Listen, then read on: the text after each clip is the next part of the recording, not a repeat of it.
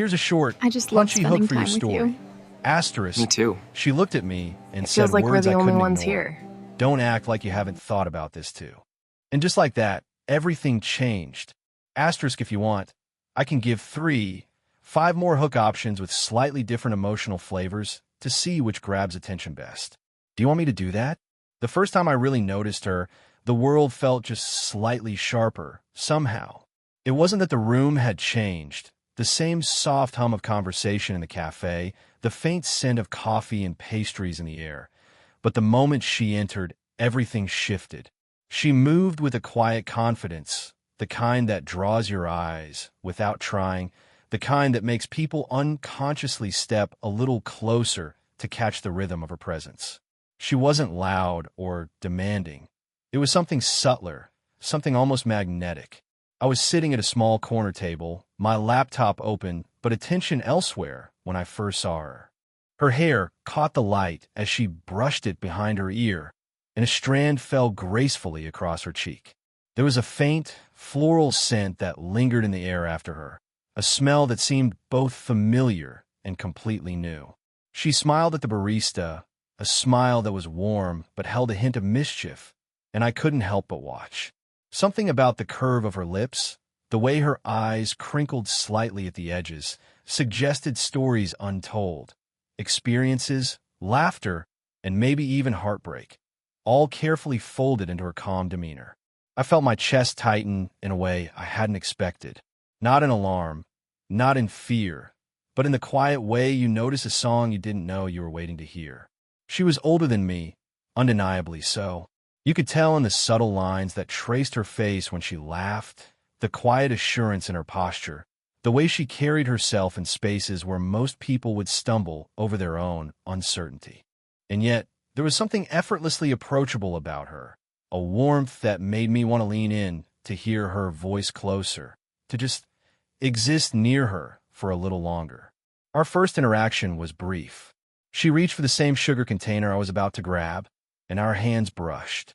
The contact was fleeting, almost accidental, but it sent a small spark through my veins, a reminder that maybe this was more than chance. She gave me a soft, knowing smile, one that lingered just long enough to make me self-conscious, yet curious. There was no pressure in it, no expectation, just a subtle acknowledgement, as though she too felt the tension hovering in the space between us.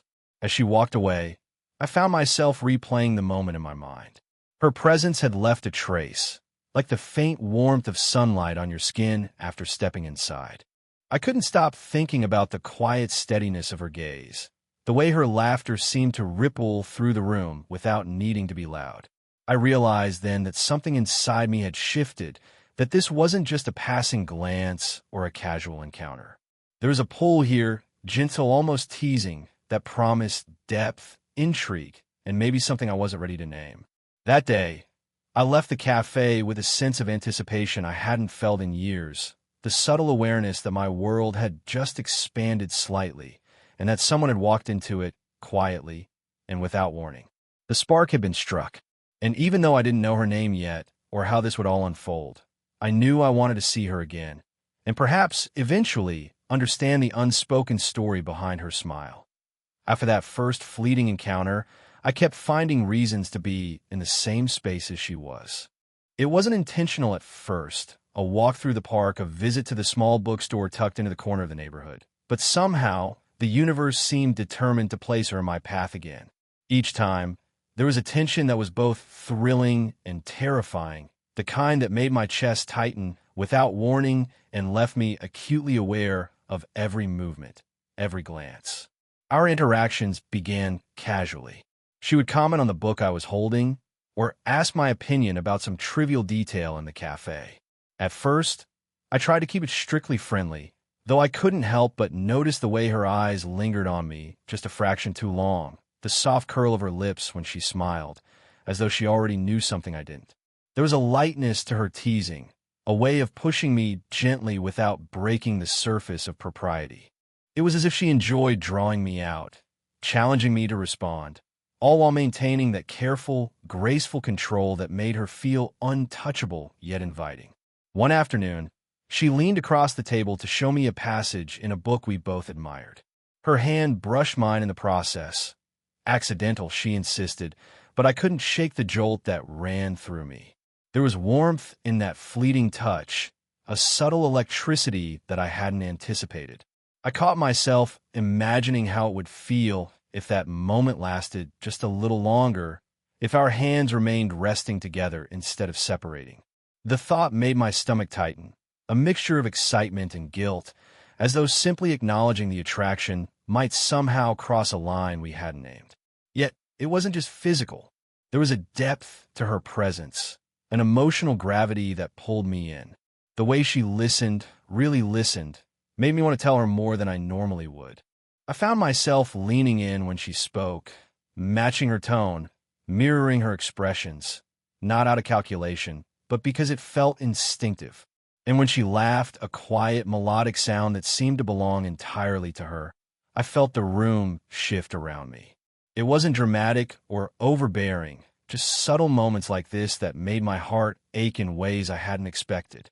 Our conversations began to touch on small vulnerabilities, carefully veiled beneath humor and casual commentary. A fleeting sigh, a pause, a gaze that lingered longer than necessary. These tiny signs hinted at layers beneath the surface. I realized she was allowing me glimpses of herself, offering trust without words. And somehow that trust, even in its smallest form, made me feel both exhilarated and protective, an odd mix of emotions that I struggled to name. By the end of those first few encounters, I was acutely aware of her presence, even when she wasn't there. The memory of her laughter, the warmth of her touch, the steady intelligence in her gaze, it all lingered in my thoughts, insistent and persistent. I couldn't decide if I was drawn to her confidence, her subtle vulnerability, or the sheer magnetism of her being. Maybe it was all of it at once. One thing was certain, I was no longer just observing her. I was participating, emotionally invested in ways I hadn't anticipated, and every interaction left me yearning for more depth. It was one of those quiet evenings where the world felt paused, and I found myself sitting across from her in the soft glow of the living room light. Maybe it was the gentle hum of the city outside, or the way her presence seemed to settle into the space like a familiar melody. But there was a calmness to the moment that felt almost sacred. We had been talking for a while about trivial things at first, favorite books, childhood memories, little oddities in our routines. But there was an unspoken current running beneath our words, subtle yet insistent, pulling the conversation towards something more intimate. She leaned back slightly, watching me with that familiar, knowing gaze. The way her eyes softened yet held a spark of mischief made my chest tighten. I realized I had been avoiding her gaze, though not because I was ashamed, more because looking at her felt like opening a door I wasn't sure I was ready to step through. She noticed, of course. She always noticed. And then, casually, almost teasingly, she said it, "Don't act like you haven't thought about this too." The words hit me like a sudden gust of wind, both startling and inevitable. For a moment, I froze, unsure how to respond, my mind racing to measure the weight behind them. It wasn't a declaration, not exactly, but it was a challenge, an acknowledgement of something I had been feeling but hadn't dared to admit, not even to myself. I could see the subtle lift of her eyebrow, the hint of a smile tugging at her lips, as though she were daring me to meet her halfway in this silent understanding. I swallowed, my throat dry, acutely aware of the space between us. Her presence was overwhelming in the quietest of ways. The faint warmth radiating from her, the subtle scent of her perfume that lingered even when she moved slightly, the soft rustle of her clothes as she shifted closer, reducing the distance between us without a word. There was power in her stillness, in the way she waited for my response, letting the tension stretch just long enough to make the air itself feel electric. And yet, beneath the teasing, there was vulnerability too. Her eyes softened, the spark of playfulness giving way to something quieter, more human. I realized she had been aware of the tension between us all along, and that in saying those words, she was offering me a bridge, a way to step forward without fear of judgment. It was both terrifying and liberating. I found myself leaning slightly toward her, drawn by the honesty in her gaze. My hands twitched, unsure whether to reach out or keep them folded, but it didn't matter. The connection was already there, pulsing quietly in the space between us. The world outside the room seemed to fade, leaving only the warmth of her presence, the subtle cadence of her voice, and the unspoken question hanging in the air. Would I finally allow myself to acknowledge what I had been feeling all along? That evening ended without a dramatic confession, but something had shifted irreversibly. The playful challenge in her words, combined with the vulnerability beneath, had drawn me closer than ever. I left with my thoughts tangled around her laughter, her glance, and that single, electrifying sentence.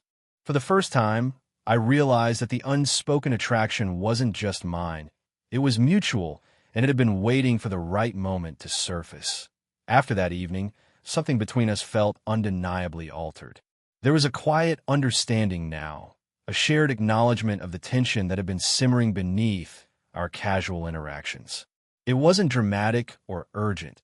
It was subtle, almost imperceptible to anyone else, but I felt it in the smallest ways.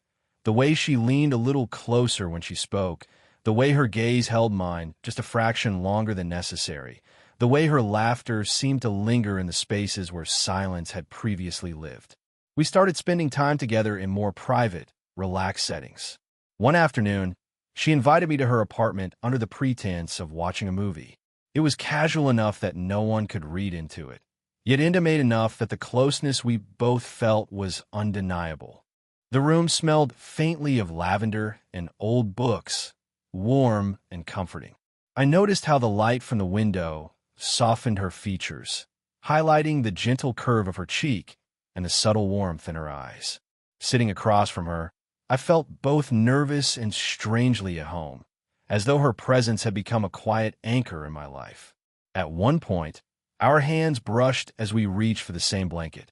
The touch was accidental, but the warmth lingered, a subtle jolt that neither of us tried to mask. I found myself studying the movement of her fingers as they pulled the fabric closer, noticing the way her skin felt under mine, soft, steady, reassuring. It was a small gesture, yet it carried the weight of intimacy, the kind that doesn't need words to be understood. As the movie played, she shifted slightly to sit closer on the couch. Our shoulders brushed, and I could feel the subtle rise and fall of her breathing, a rhythm that seemed to sync with my own. I wanted to ask her if she felt it too, the way the air around us had thickened, charged with unspoken emotion. But we didn't speak. It wasn't necessary. In the shared silence, we communicated more than words ever could. A glance, a subtle lean, the way her hand rested lightly against mine for a fleeting moment. It was all enough. That evening, the conversation drifted to deeper topics, fears, regrets, dreams.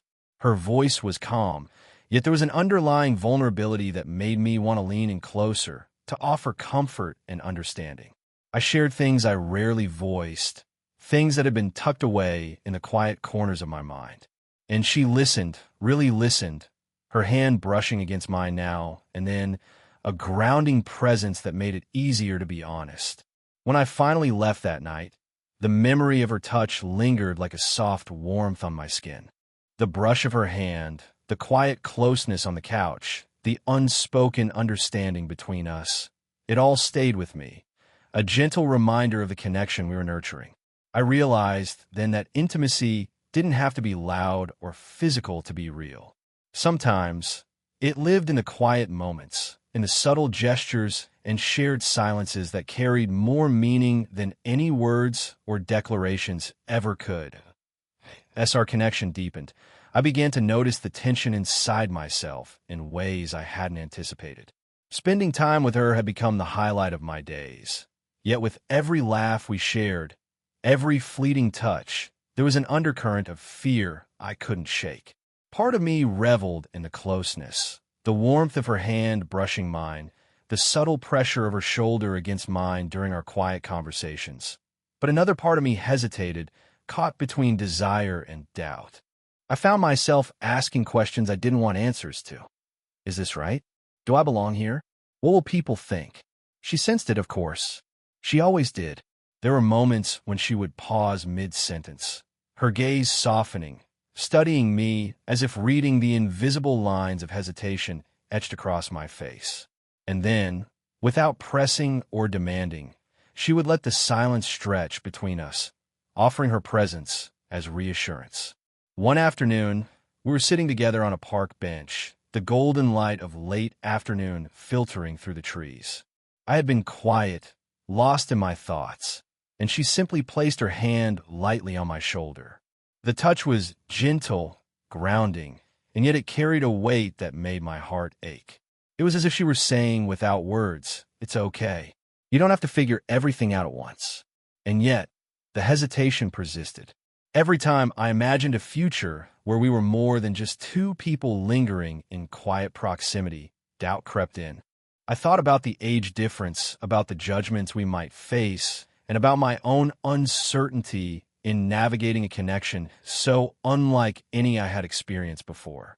The desire was there, undeniable and raw, but it was wrapped tightly in fear, making me question whether I could truly give into it. She never pressured me, but her subtle nudges reminded me that she understood the conflict I carried. A hand resting lightly on mine as we walked, a soft brush of hair from my forehead, a look that lingered just long enough. Each gesture acknowledged the tension without shattering the boundaries we had quietly set. It was a delicate dance of proximity and restraint, a silent negotiation of emotions that neither of us spoke aloud, but both of us felt in every heartbeat. I realized that this conflict, the mix of hesitation, fear, and desire, was part of what made our connection so compelling. It wasn't easy or effortless. It demanded attention, reflection, and courage. And perhaps